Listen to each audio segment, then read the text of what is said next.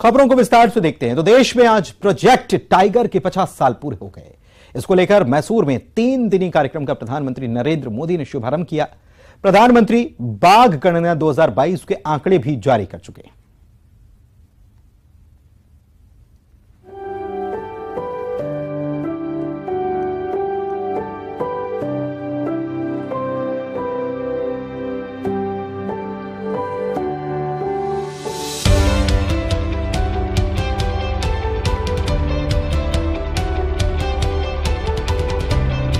PM Modi tiger reserve में बिल्कुल अलग लुक में नजर आए।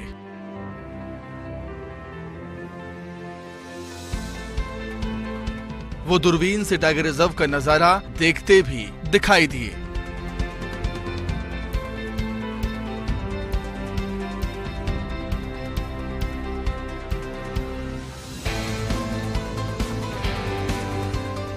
पीएम मोदी आज कर्नाटक के बांदीपुर मुदुमला टाइगर रिजर्व का दौरा करने पहुंचे।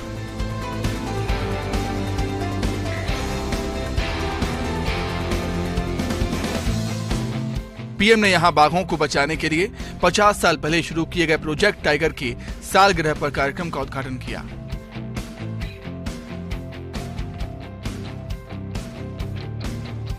इसी के साथ ही उन्होंने आज देश में बाघों की जनसंख्या के आंकड़े भी जारी किए।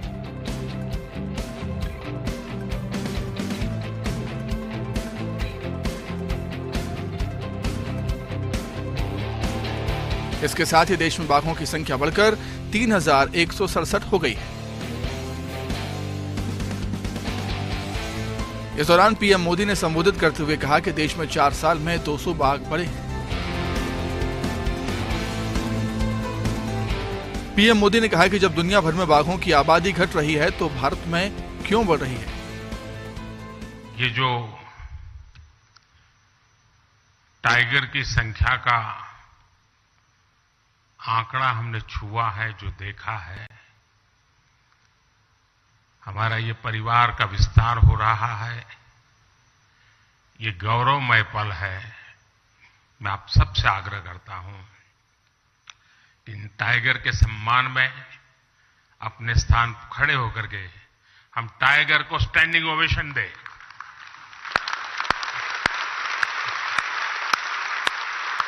बहुत बहुत आभार व्यक्त करता हूं। और आज टाइगर का जो नया आंकड़ा हमारे सामने आया है, आने वाले दिनों में हम और नए आंकड़े पार करेंगे और नए अचीवमेंट करेंगे, ये मैं पूरे विश्व को विश्वास दिलाता हूं। गौरतलब है कि मध्य प्रदेश पिछले कई दशकों से देश का टाइगर स्टेट बना हुआ है। एमपी में आधा दर्जन टाइगर रिजर्व हैं, जिसमें बांधवगढ़, कान्हा, पन्ना, पेंच, संजय और सतपुड़ा शामिल हैं। एमपी में वर्तमान में 706 बाघ हैं। एमपी में बढ़ रही बाघों की संख्या को लेकर पीएम मोदी ने एमपी की तारीफ की।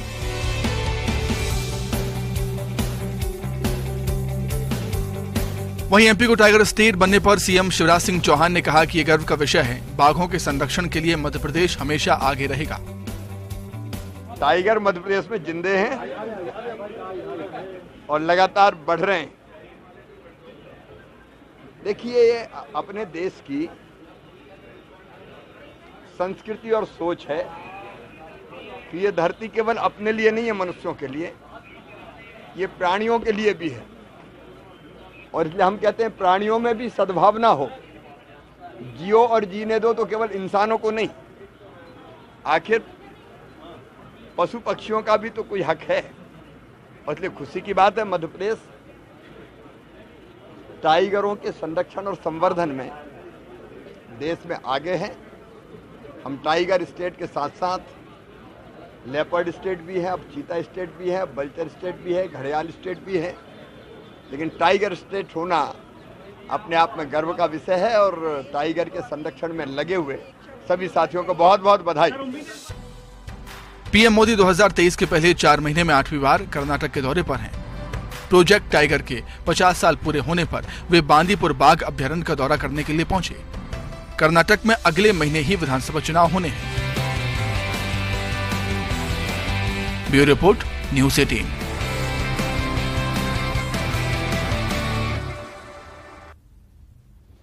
और वहीं आज ईस्टर के मौके पर प्रधानमंत्री मोदी दिल्ली स्थित सेक्रेड हार्ट चर्च पहुंचे। उन्होंने फादर से मुलाकात की, कई मुद्दों पर बात की।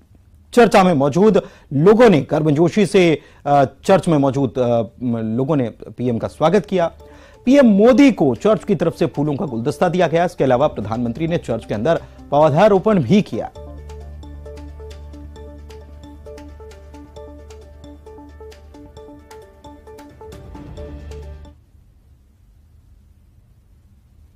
एमपी में जैसे जैसे विधानसभा चुनाव नजदीक आता जा रहा है, वैसे वैसे सियासी पार्टियां पूरी ताकत लगा रही हैं। इसी बीच पीसीसी चीफ कमलनाथ ने पूर्व सीएम दिग्विजय सिंह को एक नई जिम्मेदारी भी सौंपी है। देखिए रिपोर्ट।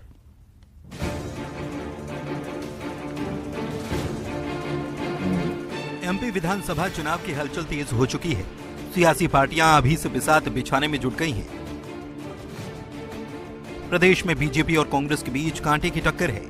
कांग्रेस इस बार किसी भी हाल में एमपी में कांग्रेस की सरकार बनते हुए देखना चाहती है। इसे लेकर पूर्व सीएम दिग्विजय सिंह को पार्टी के कार्यकर्ताओं को जोड़ने की जिम्मेदारी दी गई है। दिग्विजय सिंह अब कांग्रेस के अंदर आपसी समन्वय बनाएंगे और नाराज नेताओं को मनाएंगे। दिग्विजय सिंह लगातार जिलों और विधानसभा क्षेत्रों का दौरा कर पार्टी कार्यकर्ताओं के साथ संवाद करने में जुटे हैं। दिग्विजय सिंह के मध्य प्रदेश में विधानसभा चुनाव के पहले सक्रिय होने को लेकर कांग्रेस नेता अवनीश बुंदेला ने दावा किया कि इससे पार्टी को मजबूती मिलेगी। कमलनाथ और दिग्विजय सिंह एक और एक 11 हैं। भाजपा उनके बारे में दुष्प्रचार फैलाती है, उनको आप क्या कहती है, तीली कहती है, माचिस कहती है, तो ये हम नहीं जानते। ये इस तरह की भाषा भाजपा ही जाने। हम तो ये मानते हैं कि दिग्विजय सिंह जी एक वो शख्सियत हैं जिनका नाम सुनते ही भारतीय जनता पार्टी में सांप सूंघ जाता है, भारतीय जनता पार्टी में खलबली मच जाती है। कई सारे ऐसे राजनेता हैं जो उनका नाम ले लेके आज बहुत बड़े नेता बन गए। तो ये शख्सियत है दिग्विजय सिंह जी की। और एक बात तो स्पष्ट कर दूं, कमलनाथ जी, दिग्विजय सिंह जी भाजपा के लिए 1 और 1 2 नहीं है, 1 और 1 11 है। इसलिए देखिए 2018 में भी दिग्विजय सिंह जी ने जो समन्वय की जिम्मेदारी बाखूबी निभाई थी, आप देखेंगे 2023 में भी बाखूबी निभाएंगे। और इस बार की नतीजे आप देखेंगे, कमलनाथ जी दिग्विजय सिंह के नेतृत्व में हम 150 से ज्यादा सीटों पर जीत दर्ज करने वाले, सरकार हमारी बनने वाली। वहीं दिग्विजय सिंह की बढ़ती सक्रियता को लेकर बीजेपी ने तंज कसा और कहा कि प्रदेश में दिग्विजय सिंह अपना गुट मजबूत करने के लिए घूम रहे हैं, न कि कांग्रेस को मजबूत करने के लिए। दिग्विजय सिंह के कार्यकाल में सड़कें कम, गड्ढे ज्यादा थे, लालटेन युग था और मध्य प्रदेश बीमारू प्रदेश था।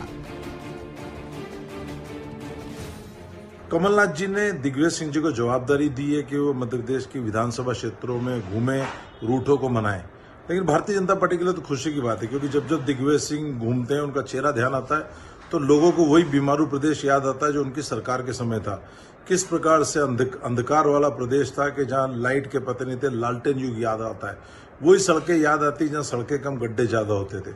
वही उनके बयान याद आते हैं जिसमें वो व्यापारियों को चोर कहते थे, चुनाव मैनेजमेंट से जीते जाते कहते थे, किसी की जरूरत नहीं, अधिकारी कर्मचारियों के प्रति अपमानजनक भाषा का इस्तेमाल करते थे। वो सारी बातें याद आती। और जिस प्रकार से उनके भगवा आतंकवाद को लेकर और जिस प्रकार से उनके तुष्टीकरण के बयान है, वो सारे याद आते हैं। तो भाजपा तो स्वागत करती है कि दिग्विजय सिंह जी को ज्यादा से ज्यादा कांग्रेस मध्य प्रदेश में घुमाए। एमपी में इसी साल विधानसभा चुनाव होना है। इसे लेकर बीजेपी और कांग्रेस दोनों सियासी पार्टियों ने अपनी ताकत लगा दी है। सूबे के मुखिया शिवराज सिंह चौहान और पूर्व सीएम कमलनाथ जनता को साधने का एक भी मौका नहीं छोड़ना चाहते। वासु चौरे, न्यूज़ 18 भोपाल। सवालों वाली चिट्ठी या कहें सियासत वाली चिट्ठी। छत्तीसगढ़ में विधानसभा चुनाव से पहले प्रदेश की दोनों ही प्रमुख सियासी पार्टियां एक दूसरे को घेरने में जुटी हुई हैं। चिट्ठी के जरिए कांग्रेस और बीजेपी दोनों एक दूसरे को पत्र लिख रहे हैं, सवाल के जवाब मांग रहे हैं।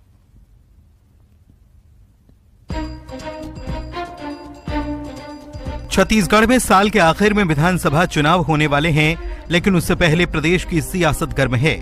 सियासतदान सवालों की सियासत शुरू कर चुके हैं, एक दूसरे से चिट्ठी लिखकर सवाल जवाब कर रहे हैं।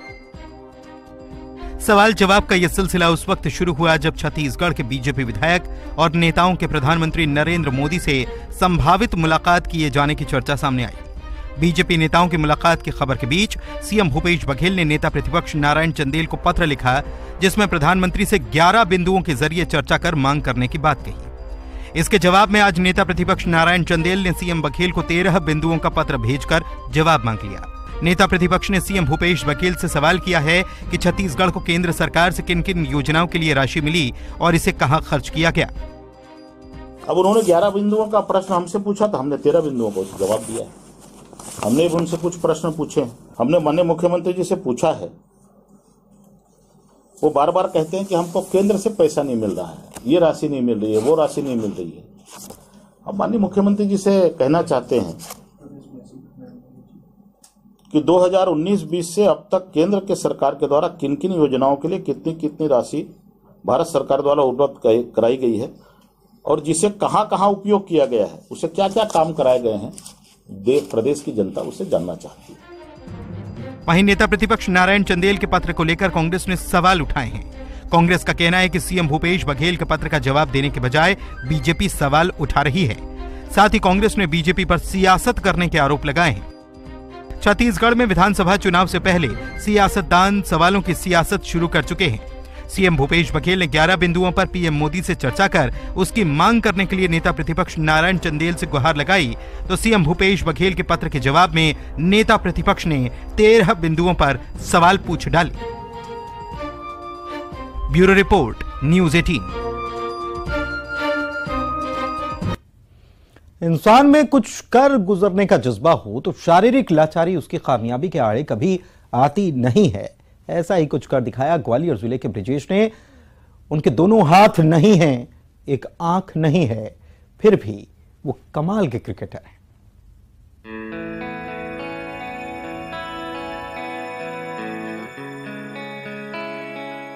ब्रजेश के साथ साल 2005 में एक हादसा हुआ तो उसके दोनों हाथ और एक आंख चली गई।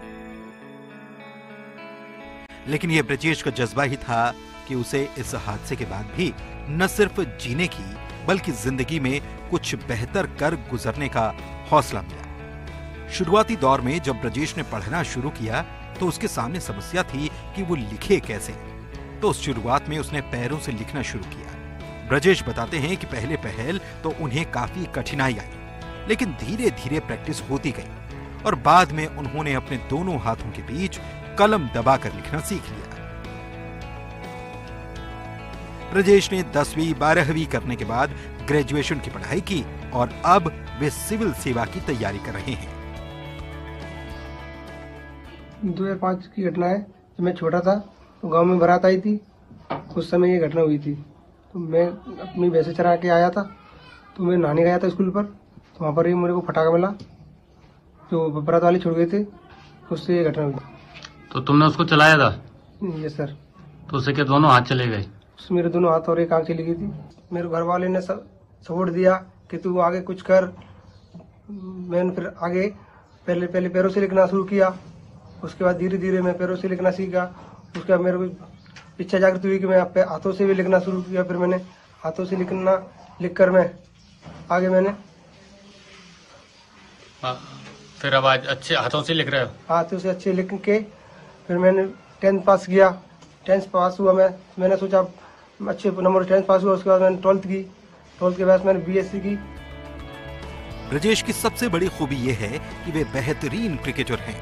ब्रजेश जिला स्तरीय दिव्यांग टीम के धुआंधार खिलाड़ी हैं। जल्द ही वो मध्य प्रदेश की टीम में भी दस्तक देने वाले हैं। किसान परिवार से ताल्लुक रखने वाले ब्रजेश के सिर से कुछ सालों पहले पिता का साया उठ गया था। मां गिरजाबाई ने ब्रजेश की हिम्मत बढ़ाई और वो ब्रजेश को कामयाब बनाने में लगातार सहयोग देती रही। मां कहती हैं, ब्रजेश ने अपनी कमजोरी को ही अपनी ताकत बनाया और मुझे उम्मीद है कि वो जरूर कामयाब होगा। पटाखा मारा फूट गया तो हाथ चले गए। फिर अब जब पढ़ रहा है कैसे लिखना चालू किया इसने? पेरेंट्स से पढ़तो पहले। हाँ। अब हाथन से लिखता पढ़ता और नौकरी को कुछ कर रहा होगा तो पढ़ा रहे हैं, बाकी उम्मीद है पढ़ना है। क्या लग रहा है बन जाएगा कुछ? अब लगता रहेगा बन जाएगा। तुम्हारे और भी मोड़ा है मगर बे नहीं पढ़ रहा है, जे पढ़ रहा है? जी पढ़ रहा, बे नहीं पढ़ रहा है। इनके हाथ है पाँव है सब है तो भी नहीं पढ़ रहे? नहीं पढ़ रहे। जहाँ में इच्छा आती जैसे पढ़ रहा है? जी पढ़ रहा है। यदि हौसला बुलंद हो तो हर मंजिल आसान हो ही जाती है। ऐसा ही कर दिखाया ग्वालियर के ब्रिजेश ने। ब्रिजेश के दोनों हाथ नहीं हैं, एक आंख नहीं है, इसके बावजूद वो हर चुनौती का सामना कर खेलने के सपने को साकार कर रहे हैं। सुशील कौशिक, न्यूज़ 18, ग्वालियर। मध्य प्रदेश में बीते कुछ दिनों से मौसम में आए दिन नए परिवर्तन देखने को मिल रहा है। यहां मौसम में कभी तेज गर्मी, कभी अचानक से भारी बारिश हो जा रही है और इसी के साथ मौसम विभाग का ऐसा कहना है कि आगामी 2 से 3 दिन तक प्रदेश में मौसम का हाल कुछ ऐसा ही रहने वाला है।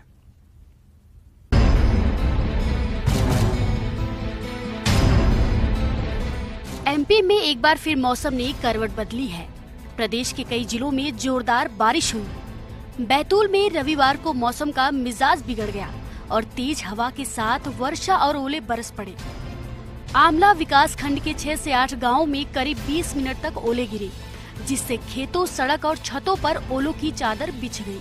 आमला और शाहपुर ब्लॉक में सबसे ज्यादा ओले गिरे हैं। ओलावृष्टि इतनी तेज हुई कि करीब आधा घंटे बाद भी खेतों में ओले नजर आ रहे थे, जिससे खड़ी फसल को भारी नुकसान हुआ है। वहीं छिंदवाड़ा में अमरवाड़ा के छुआ समेत 1 दर्जन गांव में ओले गिरे हैं। कुछ जगह चने के बराबर ओले भी गिरे हैं। सागर में दोपहर 3 बजे के बाद बादल छाने लगे और आधे घंटे बाद बारिश होने लगी। तेज हवाएं भी चली। सागर में कुछ जगह चने के बराबर ओले भी गिरे हैं। वहीं दमोह में एक बार फिर मौसम बदला और बारिश होने लगी। तेज हवाएं चलने लगी, जबकि जिले में आकाशीय बिजली की चपेट में एक परिवार आ गया, जिसमें 2 लोगों की मौके पर ही मौत हो गई। वहीं 2 मासूम बच्चे घायल हुए हैं, जिनका इलाज जारी है। Bureau report, news 18। लोगों को ईएमआई पर अपने घर खरीदते, गाड़ी खरीदते देखा होगा, कुछ और सामान खरीदते देखा होगा, लेकिन अब तो आम भी ईएमआई पर बिक रहे हैं। जी हां, ईएमआई पर आम खरीदने का ऑप्शन कहां मिल रहा है, आइए जानते हैं। घर हो या गाड़ी, टीवी हो या रेफ्रिजरेटर, आजकल हर सामान ईएमआई पर उपलब्ध है। लेकिन अगर कोई कहे कि अब आम भी ईएमआई पर अवेलेबल हैं, तो क्या भरोसा होगा? अगर नहीं तो जरा ये देखिए। First time in India mango on EMI. जी हाँ, अब जेब में पैसे कम हो तो भी रसीले आमों का लुत्फ उठाया जा सकता है। आम को ईएमआई पर देने की ये सुविधा शुरू की है पुणे के एक मैंगो सेलर ने। ये आम पर 3 महीने से लेकर 18 महीने तक की ईएमआई का ऑप्शन दे रहे हैं। आइए जानते हैं इनके दिमाग में ये अनोखा ख्याल आखिर कहां से आया। ईएमआई में कैसा है कि आप समझो अगर एक पेटी लेते हैं हमारे पास से, समझो उसका टेंटेटिवली कॉस्ट है 5000 रुपीज़ कॉस्ट है, तो वो 5000 आपके हिसाब से आप अगर बोलते हैं 3 महीने में आपको पे करना है, 6 महीने में पे करना है, या 9 महीने में पे करना है, या 12 महीने में पे करना है। 18 मंथ्स का इसका ऑप्शन है हमारे पास।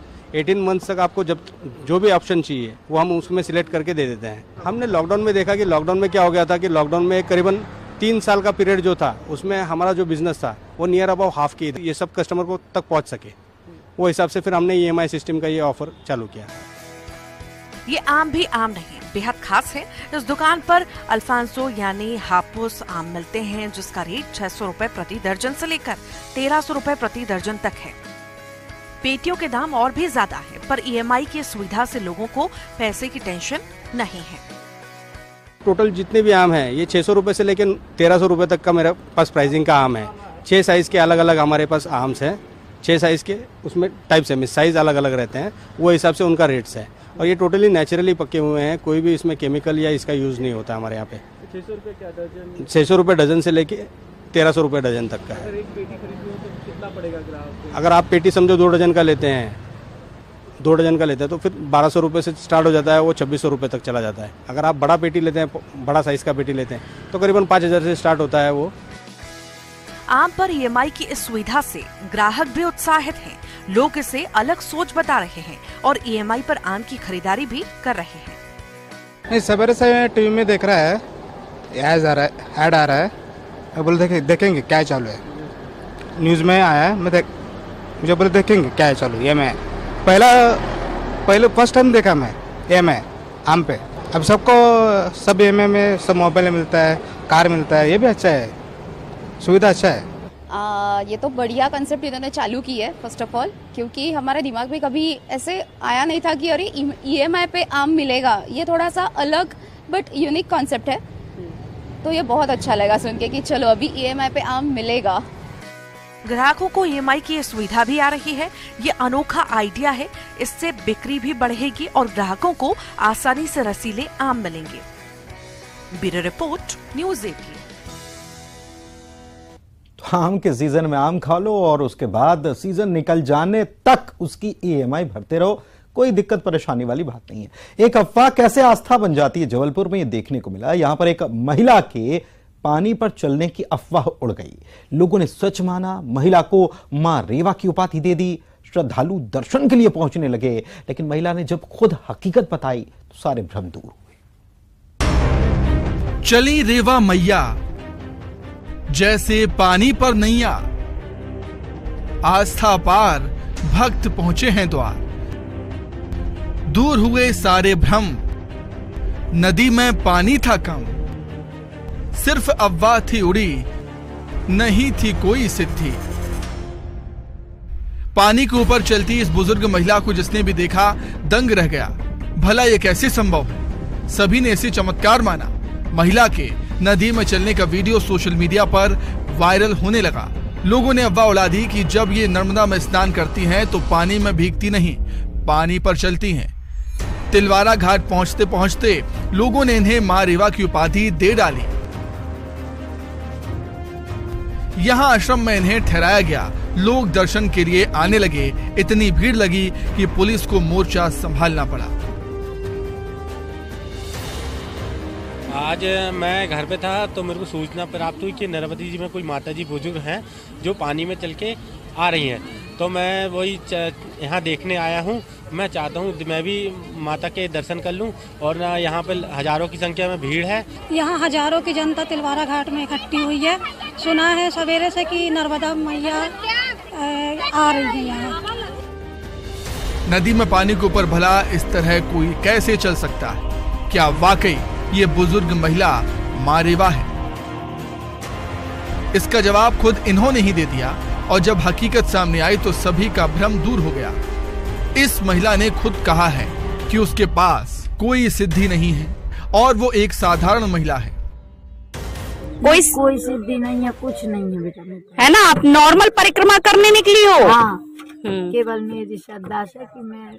तो ये कैसे फैल गया कि अम्मा दवाई देती है इससे ये ठीक हो जाता है? ये कैसे हो गया सब? अरे बेटा ऐसे ही किसी का थोड़ा बहुत दुख है, आश्रम में जैसे खाना खा रहा है, किसी थाली नहीं धुला रही, किसी गिलास नहीं उठ रही, किसी का हाथ मोर्चा, किसी का पैर मोर्चा, तो उनके किसी का हाथ सड़क गया हड्डी, किसी का कुछ है तो जो कुछ पान पत्ता कुछ है तो बता देते हैं, खाने पीने से सूजन उतर जाती है, ऐसा बता देते वो ठीक हो जाते पर के मवासी। तो सुना आपने, ये खुद कह रही हैं कि उनके पास कोई सिद्धि नहीं है। ऐसे में सवाल यह है कि अफवाह उड़ी कैसे और कौन है ये महिला? बताया जा रहा है कि शहपुरा थाना क्षेत्र में एक सप्ताह पहले एक बुजुर्ग महिला नर्मदा परिक्रमा करते हुए पहुंची थी, जहां लोगों ने उन्हें मां नर्मदा की भक्त बताते हुए उनका आशीर्वाद लेना शुरू कर दिया। इस दौरान लोगों ने उनके पानी पर चलने की अफवाह उड़ा दी। इस महिला का नाम ज्योतिबाई रघुवंशी है, जो नर्मदापुरम के पिपरिया थाना क्षेत्र की रहने वाली है। बताया जा रहा है कि 2022 को घर से बिना बताए गायब हो गई थी और इनके बेटे रमन रघुवंशी ने थाने में गुमशुदगी की रिपोर्ट भी दर्ज करवाई थी। सुबह सुबह ऐसा एक लोगों को फैलाया गया कि कुछ चमत्कारिक बातें हैं, तो स्वाभाविक रूप से लोग श्रद्धा भक्ति में दर्शन के लिए उमड़े। तो ग्वारी घाट में एक मंदिर है, वहाँ पर जिनके बारे में बताया गया था उनके दर्शन करने के लिए काफ़ी लोग इकट्ठा हो गए थे। वो नर्मदा परिक्रमा पे निकली थी वो महिला, और अब वो महिला आगे बढ़ गई हैं, भीड़ भी चली गई। बताया जा रहा है पुलिस महिला को घर पहुंचाने के लिए ले गई है। लोगों ने बिना समझदारी दिखाए महिला के पानी पर चलने की अफवाह को सच मान लिया, जबकि महिला खुद बोल रही है कि उनके पास कोई सिद्धि नहीं है। पवन पटेल, न्यूज़ 18 जबलपुर। और इसी के साथ इस बुलेटिन में फिलहाल इतना ही।